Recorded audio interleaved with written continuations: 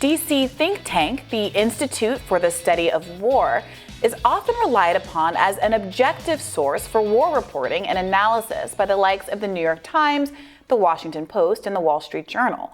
But publisher of Nonzero Newsletter, Wright, argues the think tank is extremely hawkish and a perfect example of American-style propaganda that not only has its reach in elite media, but is funded by the arms industry. He writes, over the years, it has gotten funding from various corners of the arms industry, General Dynamics, Raytheon, lesser-known defense contractors, and big companies like General Motors that aren't known as defense contractors but do get Pentagon contracts. Robert Wright is with us to discuss further. Welcome to you. Thanks for having me. Yeah, thanks for joining us. So, do you think it's not well understood that this isn't just a kind of like neutral surveyor of the foreign policy defense landscape, but an organization that is pretty actively promoting an interventionist or even neoconservative foreign policy?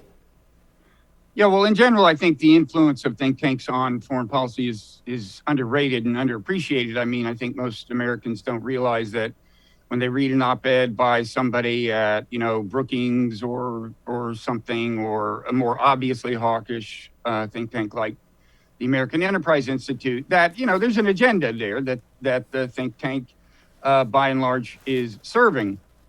But I think what is happening here with the Institute for the Study of War is even subtler because, what they do is they provide what is purportedly just kind of information and analysis.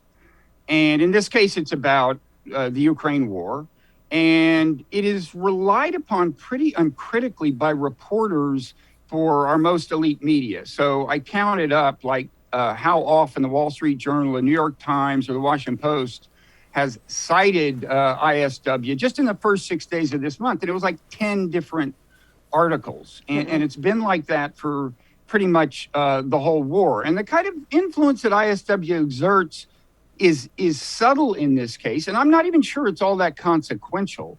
But what's alarming to me is that the reporters from these, our finest newspapers don't seem aware that this is a very hawkish outfit, right? I mean, it's, kind of neoconservative roots consistently advocating a militaristic foreign policy.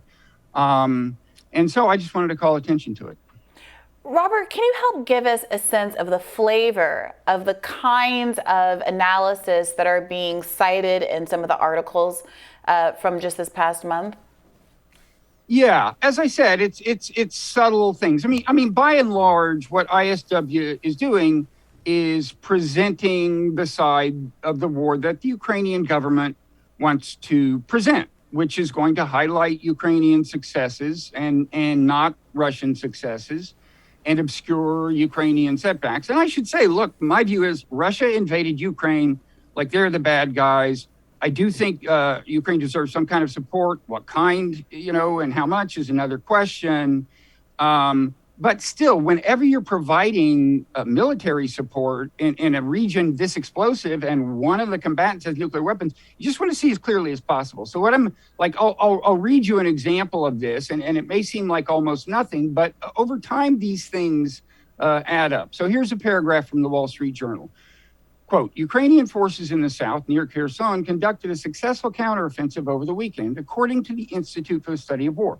Though they were unlikely to retake more territory, they might force Russia to deploy more resources to the region. So they're using the word successful to describe an offensive that took no territory at all, based on the conjecture that maybe it'll have this welcome side effect.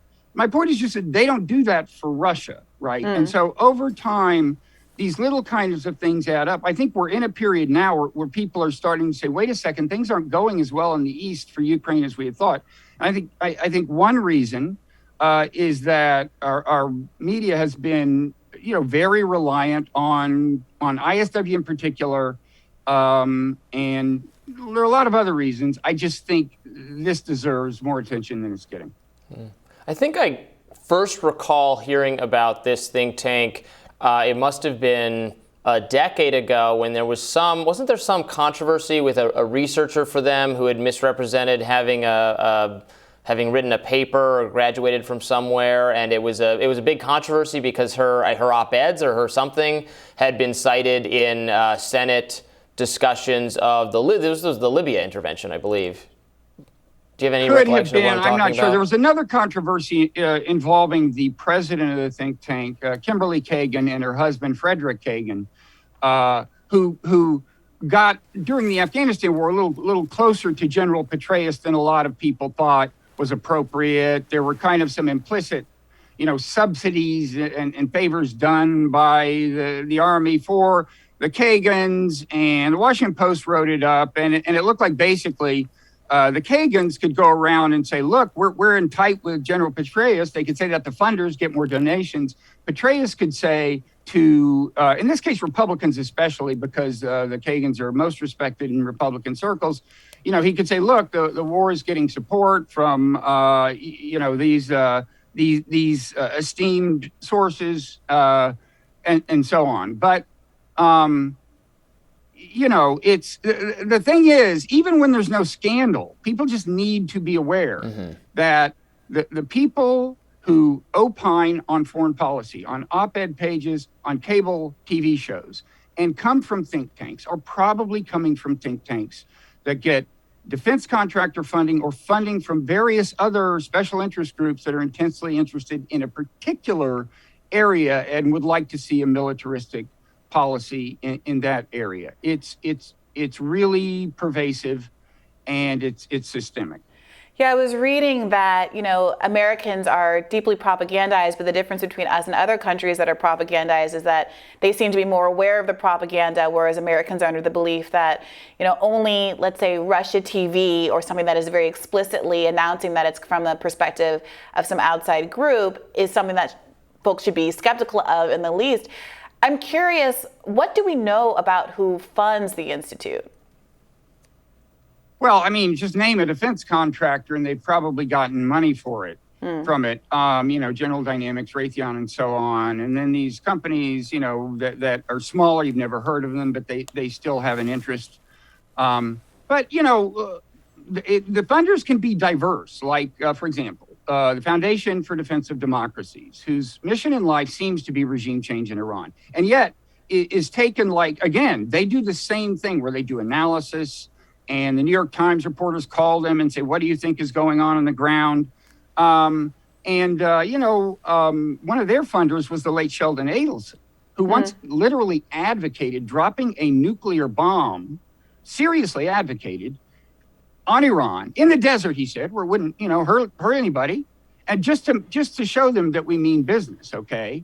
And yet, FDD is another example of a think tank that gets taken seriously. And if you look at who funds them and read the stuff they write, they worked hard to keep us from getting a nuclear deal.